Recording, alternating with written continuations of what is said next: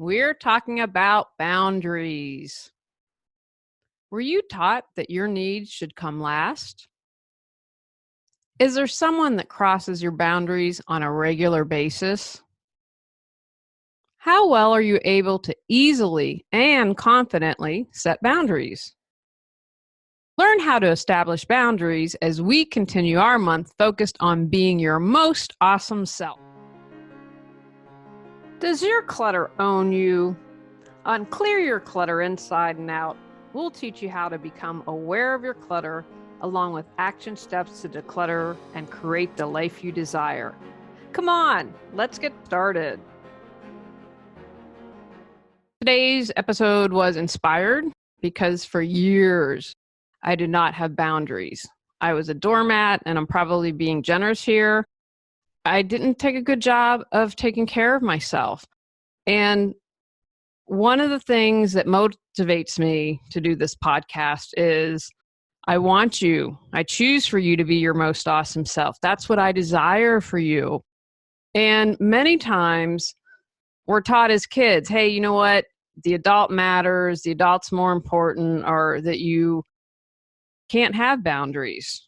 Good parents teach you can have boundaries, but I also think I'm at the age where we didn't have this. We didn't have Oprah. We didn't have a lot of self-help books. I mean, that's really exploded, which I'm very grateful for. I just don't think our parents were taught how to do that. And I would say even today, parents aren't always taught this. So boundaries is something that are very important. And the word kind of makes me go back and forth. I think it's a really good word. And I'm like, oh, I don't want to sound so psychological that it turns people off. But having really good boundaries is important. I see this a lot with my clients. And I even see it with people who I would never dream would be challenged with setting boundaries. And I still struggle with this one. I'm going to be honest. I had a client recently, I had worked with her, and then about 4 or 5 months after we had worked together, she contacted me. And she had hired me for organizing, but part of when I'm supporting people in organizing and decluttering is coaching, because I want to leave you with some tools. I want you to be able to make decisions on your own, and coaching is a part of that. At any rate, I wouldn't say let a boundary be crossed, because that's not fair, because I made a conscious choice. When I work with clients, I give limited email support in between sessions. And so, for instance, if I have a client that's going on and on, like we'll discuss that in our next coaching session. Or if it's with organizing, okay, here are some quick steps and then we'll address it. A few times I'd taken a phone call from her and didn't charge for this, and time is money, especially if you're an entrepreneur. But I take each individual case-by-case basis. So probably a few times working with her over a couple months, I took probably 3 or 4 half-an-hour calls. So after about 3 or 4 months of not working together, she contacts me, and I usually screen my calls. So I answer the phone, and I said, okay, this is what you need to do. You need to focus, and you need to do this, this, and this, and probably took a 5-minute call. But it didn't end there. She called the next day. Well, what's my next step? Well, that's kind of what I do is coaching. And I would also get called on Saturday nights. And then kind of the final straw for me where I really had to set a hard boundary was I was on vacation. And she called or texted, and I said, I'm on vacation. And then she's like, when are you going to be back? And I didn't. And I said, if you want to send me an email, I'll be happy to respond when I'm back from vacation. I didn't tell her when I was returning. I didn't offer to talk to her because this had been months since we'd worked together, and calling on the Saturday nights, texting on vacation. I had finally reached the point like, okay, you didn't set a clear boundary in the beginning. You have to own that. But now it's time to set a boundary. Part of me struggles still with you need to be there for someone. But then on the other hand, what happened with this client is people can suck you dry. And I knew that if I didn't cut it off, that my energy would be depleted. And the other thing with this client is I would make suggestions and there was always an excuse. Now, at the beginning sometimes you don't want to do everything I suggest. I'm completely down with that because I believe we all know what's best for us. But for example, it was something like I said, hey, I shop here. And you can save a ton of money at Aldi. I'm now a huge fan of Lidl. Believe I'm saying that right. Good German stores. Woo! Way to go, Germans. And she said, I don't like to shop there. I don't like the people there. And I'm kind of chuckling to myself because I'm the people that shop there. So anywho, if someone's not willing to make changes, then you know what? Talking with me is ultimately not going to change anything. So I was proud of myself. I finally set a boundary and it took care of it. And whether you are a mom or a friend or a spouse, a child, a teenager, you need to learn how to set boundaries. So that's what we're going to talk about today. Why is it important to have boundaries? Having boundaries allows you to have a positive concept of who you are. I am Julie Coraccio. I like to say that to myself a lot, especially when looking in the mirror. If you leave your concept of self to someone else, who knows what you're going to get? Because the other person doesn't have your best interest at heart. And I'm going to even challenge those of you that are parents. Sometimes, for instance, we probably all know someone that's a parent that had deferred dreams, their dream didn't happen, and they want their child to fulfill their dream. Maybe not what the child would choose, but the parent is extending their self, and the child, if they don't have healthy boundaries, can get caught up into that. When you have boundaries, you have self-respect and self-love, and that in turn provides freedom. The older I get, the more I want is freedom. So what that means is if someone does something that you don't like or crosses what your values are, you can say, hasta la vista, baby.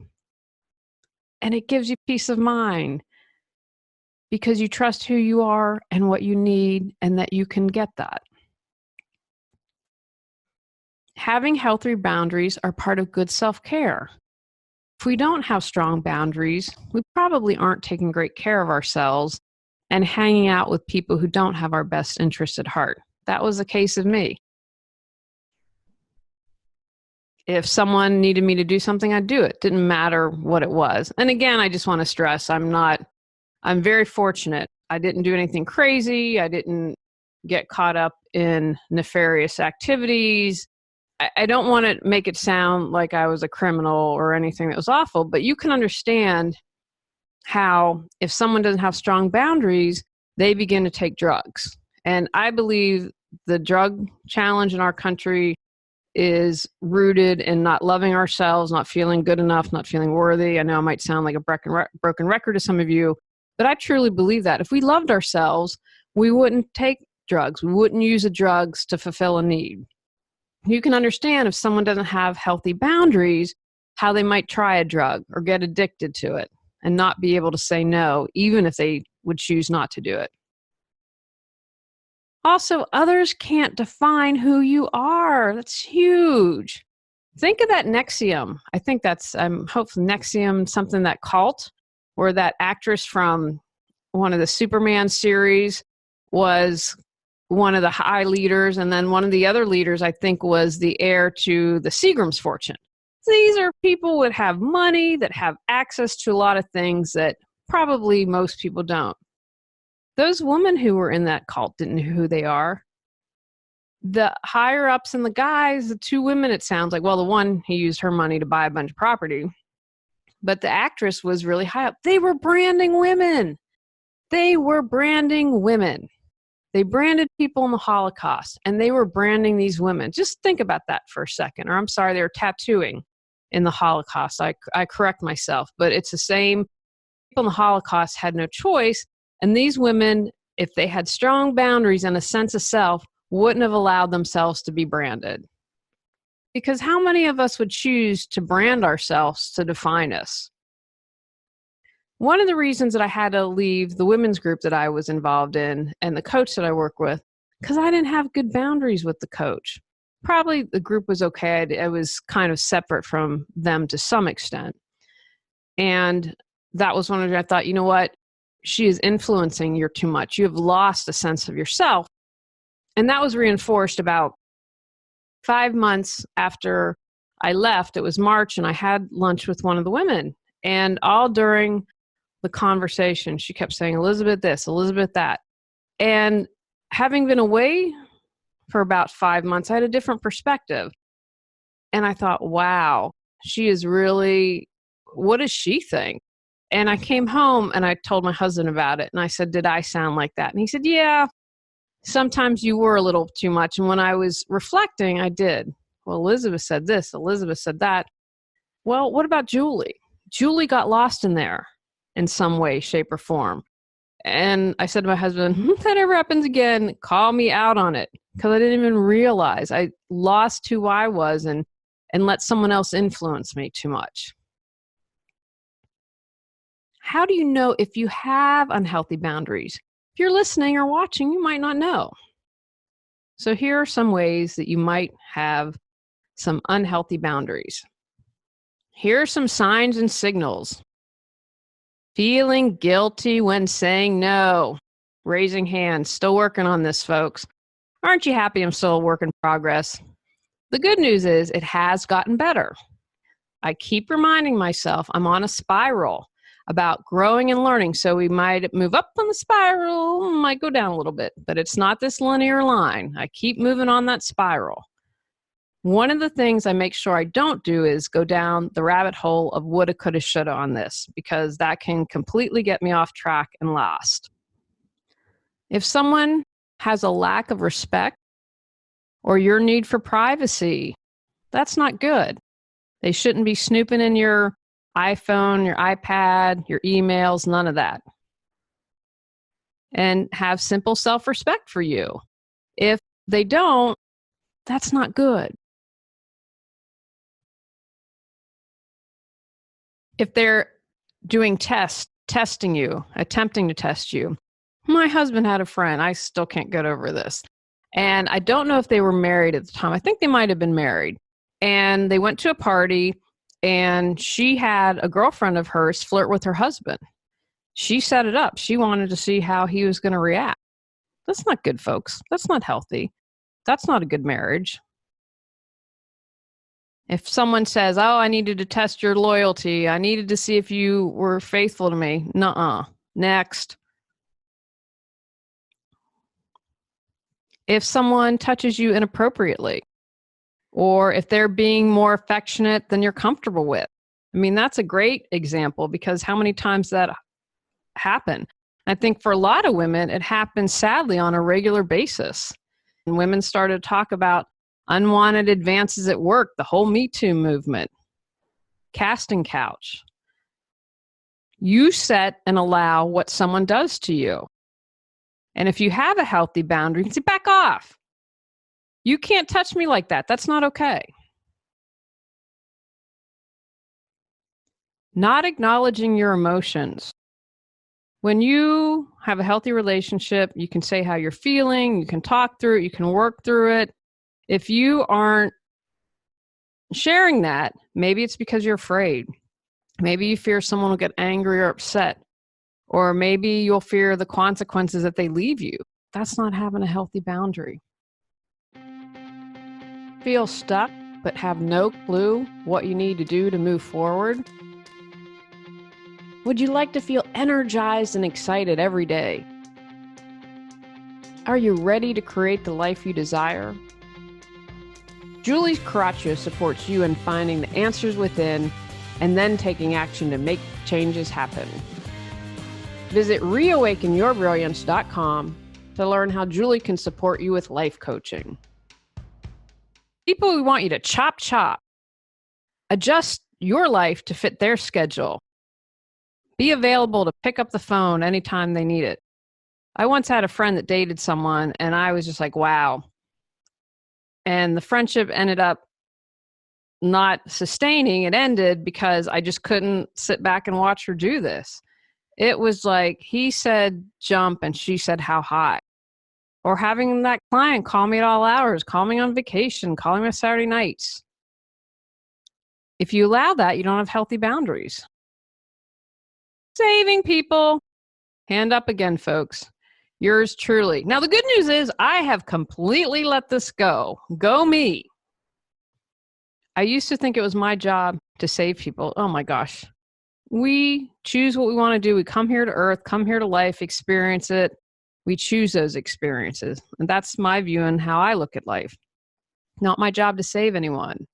Not my responsibility. It is not mine. I own what's mine and you own what's yours. If you find yourself saving people all the time, that is not having a good boundary. And that doesn't allow you to examine where you could improve in your life. And that's kind of like I think that might be called codependency. I'm technically not sure on that because I don't know the definition and I'm not a therapist, but that's probably what I would call it because my life is dependent on me saving you. So unhealthy boundary going on there. Big one here. You go against your values or ethics. Hey, you know what? Just take a couple dollars here or there. No one will know. It will never add up. Just please do this for me. When you are doing something you don't feel comfortable with, you get that feeling like, I'm not feeling good about this. It's crossed a boundary. And the last one I'm going to share is staying in a relationship that's past its prime due to fear of being alone. That's not healthy. If you were like, you know what, you're great, we just aren't right together, we need to move forward, then that's having healthy boundaries. Staying around isn't. How do we set boundaries? The first thing I want to say is, no, you have a right to your feelings, needs, thoughts, and desires. Give yourself permission to set boundaries. You're good enough, you're worthy, and you're loved, and that means you can set boundaries. So give yourself permission that it's okay. Be consistent. This may take some time and practice. That's okay. Remember, we're all about progress, not perfection. And trust me, you're going to get pushback, especially from those people that aren't worried about your boundaries. So again, this is another great clue. If you set a boundary and someone pushes and tries to move around and slide on in, pay attention because they're telling you that your needs don't matter. Be direct.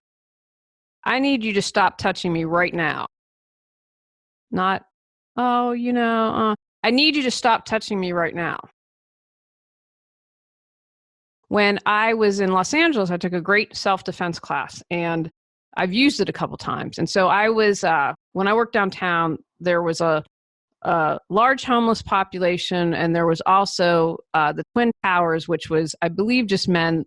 I mean, it's kind of like, I want to say it was like 25,000 incarcerated in a huge building. And it's crazy when you think about it, because that's about the size of the town I grew up in. It was dusk, and I had stayed a little bit later for work. So it's dusk, I'm coming back, and this guy, he just gotten out of jail. And he's like, I need money, or I don't remember what he said. And so I did my little stance, hands up, and I said, stop. Now, I had to do this for a couple times, but eventually he walked off. He got the message that I wasn't going to make a change. I was like, stop, I don't have any money, best of luck to you. But I was direct. There was no question what I was saying. Don't apologize. How many times do you start a sentence with, I'm sorry? I think as women, we tend to do this more. I don't know many men that say, I'm sorry, I'm sorry, I'm sorry. Or we start a sentence, oh, I'm sorry I bumped into you. Why are you sorry? It wasn't on purpose. It was an accident. So check yourself. Don't apologize. You don't say, oh, I'm sorry, but please don't touch me. No, don't touch me. You don't apologize. You have a right to your feelings, needs, thoughts, and desires. Don't apologize for that. Learn to say no. I think I might have shared this story once when I was really learning how to set boundaries and do that. I had to tell someone no to babysitting. And I liked these kids, and it was overnight, and the parents were divorced, and that was not a good situation. And that was tough because I saw the kids suffering, and I knew I was a positive influence on them. But it was always like, they went away to Africa once. He went away for like 10 or 15 days, and I stayed with the kids. And then he didn't leave me a check. So I had to you need to pay me. I just sat for your kids. If you can go to Africa, you can pay me what I'm owed. So it took practice, but I learned how to say no. Make a list of what you won't tolerate. Know what your limit is. And then you can have that around, you can refer to it, and you have that set in your mind. So when your boundaries are crossed, you can say no.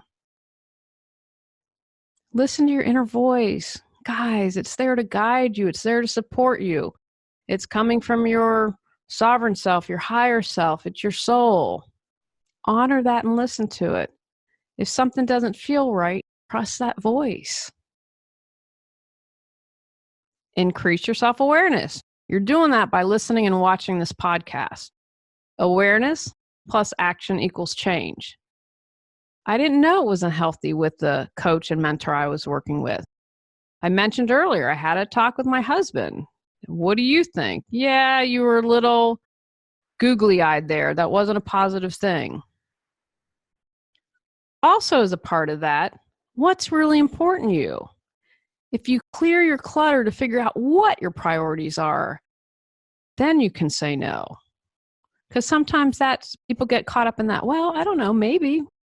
I don't know if I want to say no because it's a maybe. If you're clear on what's important, then you can say no. Have an accountability partner. If you're out with a friend, hey, you know what? Can you just watch? I'm trying here to set healthy boundaries. I'm trying to say no, trying to apologize. Just check in with me. You just watch, and if something comes up, let's come up with the signal. My husband and I have a code name when we need to get out of a situation or someone's talking too much. So have fun with it. Create a fun code name. Visualize what you desire in life. I am a huge fan. I'm very visual. So I love creating vision maps, vision quests, seeing that every day. This is what I desire.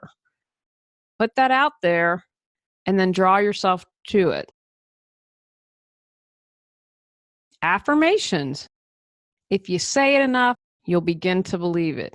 When you can say, I am your name, for me it would be, I am Julie Coraccio. I am good enough. I am worthy. I am loved. I am awesome. Whatever works for you, begin to say those affirmations. Take a deep breath. Have a plan in place, and I'm going to really encourage this, especially if you find this challenging. And when you begin this process, it's not easy. When I was telling the doctor no, because I'd finally gotten paid, and then he called again for me to stay with the kids, I made my friend come over and hold my hand because it was that hard for me. And part of me is like, that's really embarrassing. You were how old? But I was challenged. I can't be upset with myself. I didn't know about boundaries. I didn't know how to do this. I wasn't working with someone at the time. I probably hadn't read a book about it. I just knew that it didn't feel right, and I had to take a stand for myself. And it's not okay if you don't pay me. What are you going to do if someone pushes back? Because again, I guarantee you, if you have struggled with boundaries, people like it when you don't have boundaries because you'll do what they say and they do what they want, and they like that. So what's going to be your backup plan when you get pushback? I'm a huge fan of having energetic boundaries. People, pull in your aura. People like to put white light around it. People like to put gold light around your aura. You can do smudge yourself before seeing someone, smudge yourself afterwards. And I just want to have a little note here to be open to compromise and be flexible, because sometimes that can help you. When I was talking earlier about, maybe not sure if I want to do that because I'm not clear on my priorities, say you need to think about it and then take the time to consider it, all the options. Would that support you? Is that a healthy thing? Is that a good thing? If it is, go for it. And if not, politely say no. Follow through. If you set a boundary and say that you will not tolerate a client calling you at all hours on Saturdays and weekend, then you don't answer the phone. You can't set that boundary and then not follow through. So that's a really critical piece about it. Walk your talk. Talk your walk. However the saying goes. Follow through. Create a plan for in the moment when you need to. Talked about if someone's going to give you pushback. Mary always asks you to serve on the blah blah committee every year. All right, you know what, Mary? I'm sorry, I'm unable to. Mary says, but Sue, you've done it every year. I understand that, Mary. Unfortunately, I'm going to not be able to do it this year. But Sue, we really need you. That's unfortunate, Mary. I am sure that there is going to be someone even better than me that's going to be able to sit on the committee. And finally, get support if you need it. If you need a coach, you need to talk to a therapist, a professional, go into more depth, read a book, whatever it is, find that support that you need. Guys, we all need support. We all need support. We aren't perfect at everything. We aren't great at everything. And if you're struggling, find the support. And come on, guys, it's 2019. This needs to be your year. I wish this to be your year. If you've been allowing someone to cross your boundaries for years, let this be the year that you stand up. Take actions from today's podcast. Give yourself permission to set boundaries. Be consistent and direct. Don't apologize unnecessarily. Say no when you need to. Trust your inner guidance. Increase your self-awareness about where your boundaries are being violated. Find an accountability partner. Visualize the life you desire. Say affirmations. Set energetic boundaries. Stay open and flexible. Follow through. Create a plan for in the moment when dealing with boundaries. Get professional support if you need it. On our next episode, we're talking about 10 ways to simplify your life. Go out, clear the clutter to create the life you choose, deserve, and desire. Clearing your clutter allows you to share your gifts with the world. Get your free self-assessment to discover your clutter priority at reawakenyourbrilliance.com. If you've enjoyed Clear Your Clutter Inside and Out, please rate, review, and share us.